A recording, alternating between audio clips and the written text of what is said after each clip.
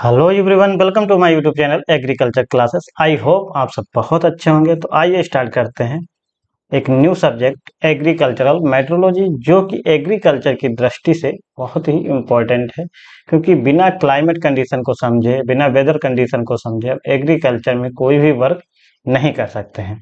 तो इसको हम समझेंगे लेक्चर बाय लेक्चर। और इसका जो चाहे वो सेमेस्टर एग्जाम हो या फिर आपका कोई कम्पिटेटिव एग्जाम हो, एग्रीकल्चर से रिलेटेड, वहाँ पे इससे क्वेश्चन आते ही आते हैं। तो इसको हम लेक्चर वाइज बहुत अच्छे से समझने की कोशिश करेंगे। तो आइए स्टार्ट करते हैं आज का लेक्चर। सबसे पहले हम एग्रीकल्चरल मेट्रोलॉजी पढ़ने से पहले कि मेट्रोलॉजी होता क्या है, हम इसको समझने की कोशिश करेंगे। तो metrology, the word metrology derived from Greek metros, है ना। तो जो मेट्रोलॉजी वर्ड है वो कौन सा वर्ड है? ग्रीक वर्ड है, ठीक है। और ये किस वर्ड से बना है?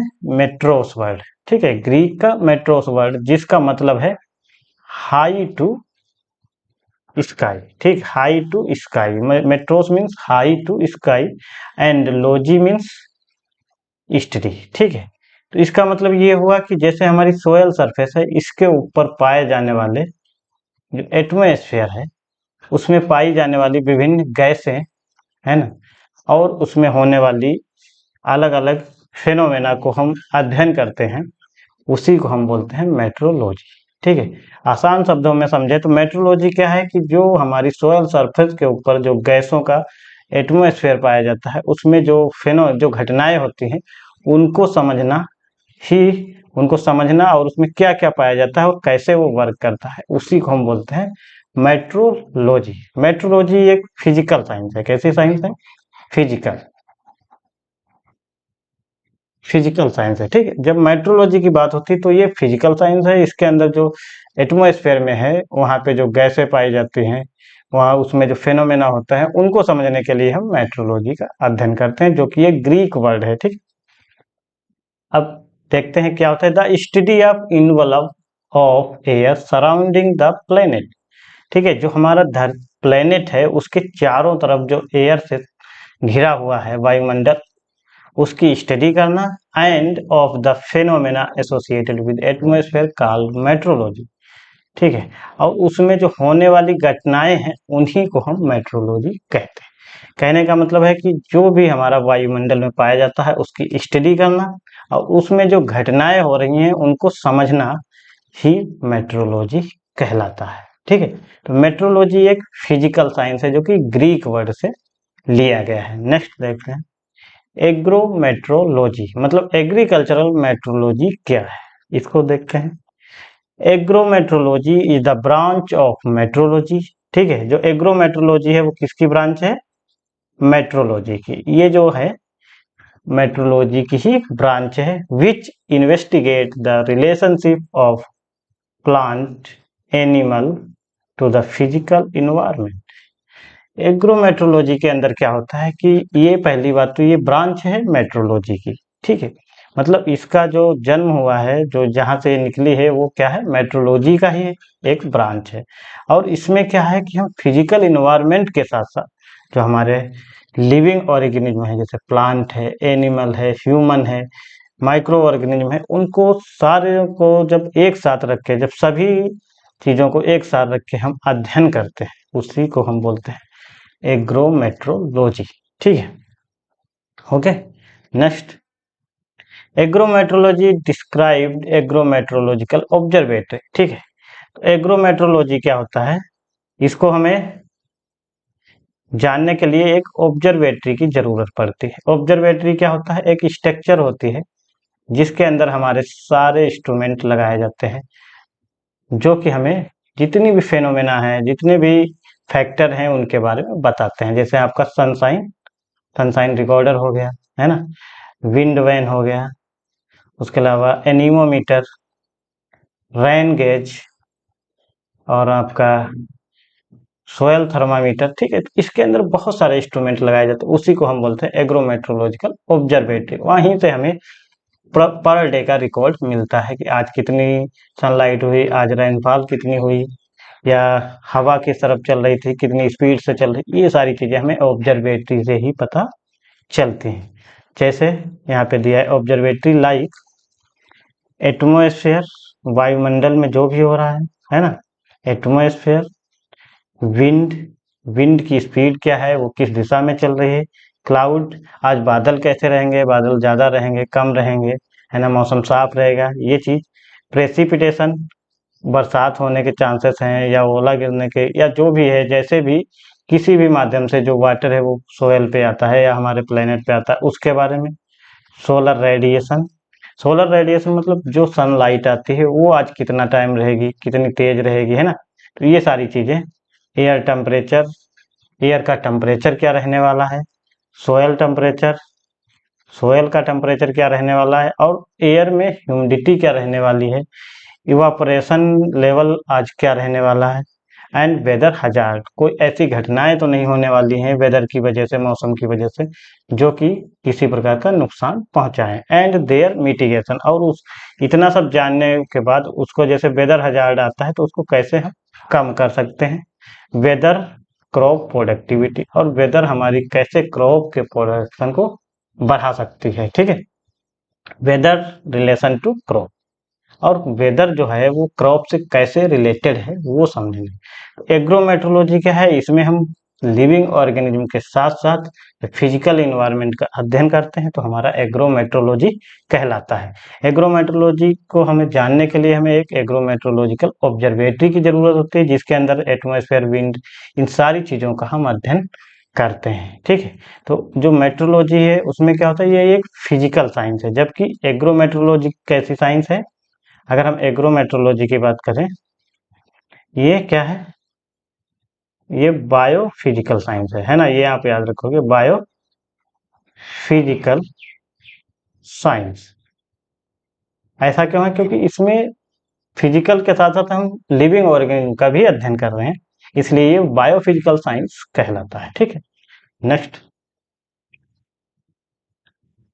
History of agrometeorology. अब हम देखेंगे कि एग्रोमेट्रोलॉजी की हिस्ट्री क्या रही है। फर्स्ट पॉइंट है, Aristotle wrote meteorology, he is considered the founder of meteorology. Aristotle हैं, उन्होंने मेट्रोलॉजी लिखा और वही इसके फाउंडर माने जाते हैं, ठीक है। नेक्स्ट है, Indian meteorological department establish in year 1875। अगर आपसे पूछा जाता है कि जो आईएमडी है, आईएमडी इंडियन मेट्रोलॉजिकल डिपार्टमेंट, वो कब बना, तो वो कब बना है 1875 में, ये आपको याद रखना है। नेक्स्ट चीज क्या है, A division of agriculture metrology बाज स्टेब्लिश्ड इन ईयर। तो एग्रीकल्चरल मेट्रोलॉजी का जो डिवीजन हुआ है वो किस ईयर में हुआ है वो आपको बताना है, तो ये आपका कब हुआ है 1932 में, ठीक है, 1932 में तो मेट्रोलॉजी डिवीजन हुआ है, ठीक है। नेक्स्ट पॉइंट है, farmer weather bulletin starting year.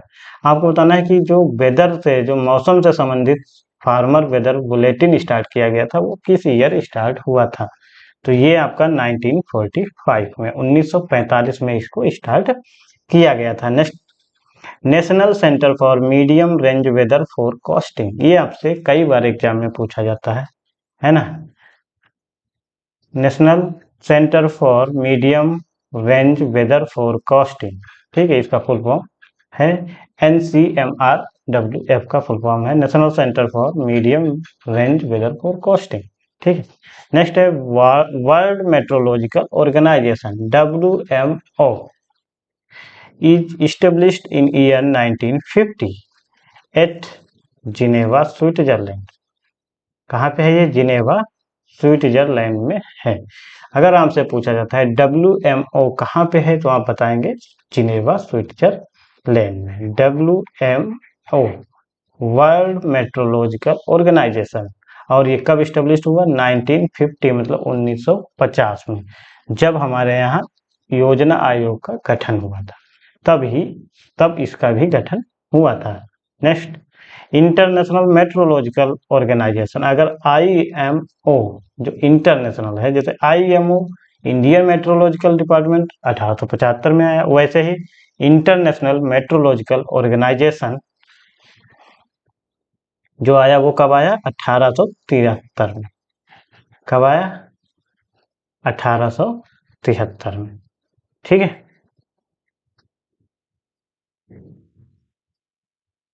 Next, Indian institute of remote sensing established in year, Indian institute of remote sensing established in year 1966।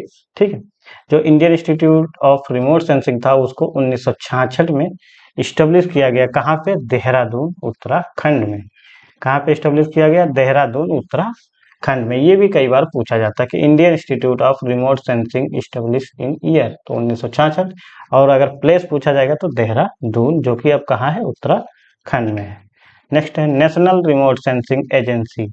आपको बताना है कि नेशनल रिमोट सेंसिंग एजेंसी कहाँ पे है, तो आप क्या बताएंगे? एट हैदराबाद में। ये कहाँ है? आंध्र प्रदेश, हैदराबाद में है। ठीक है, आगे बढ़ते हैं। तो ये था ये हिस्ट्री। अब देखते हैं स्कोप ऑफ एग्रोमेट्रोलॉजी। आखिर एग्रोमेट्रोलॉजी क्या होता है, एग्रोमेट्रोलॉजी क्या है, उसके हिस्ट्री क्या है, अब उसका स्कोप क्या है। तो स्कोप की बात करते हैं। फर्स्ट पॉइंट है it deal with all the weather sensitive element of agriculture production. मतलब जितनी भी चीजें एग्रीकल्चर से, जो इन्वायरमेंट की जितनी भी चीजें हैं वो एग्रीकल्चर से जुड़ी हैं, डायरेक्ट एग्रीकल्चर प्रोडक्शन पे इफेक्ट डालती हैं, इसलिए हमें इनके बारे में जानना बहुत जरूरी है। नेक्स्ट पॉइंट है weather forecast play essential part in many farming operation.